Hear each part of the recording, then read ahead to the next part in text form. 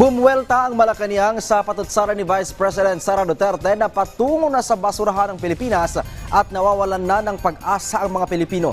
Tanong ni Palace Press Officer Attorney Claire Castro, paano sasabihin ng pangalawang Pangulo na walang nakikitang pag-asa ang taong bayan kung siya mismo ay wala sa Pilipinas ngayon? Dagdag pa ni Castro, baka mas lalo pang lumalang sitwasyon ng bansa kung si VP Sara ang magiging Pangulo. Ibininda rin ni Castro ang pagiging abala ng Pangulo sa pagsaserbisyo, pag-aproba sa mga proyekto at pagpapatatag ng relasyon ng Pilipinas sa ibang bansa. Mga bagay na tila hindi aniya nakikita ng Vice Presidente.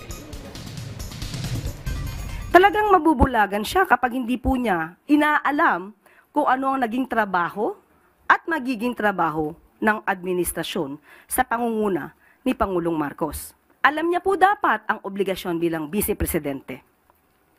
Sabi nga natin, ang Pangulo natin na sinasabi niya na mukhang wala na tayong pag-asa, nasa Pilipinas, nagtatrabaho.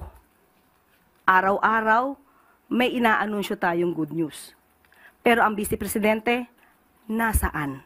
Hindi ba mas magiging mapupunta tayo sa dumpster kung ang magiging Pangulo natin o ang magiging leader natin ay ang mga katulad nila VP Sara?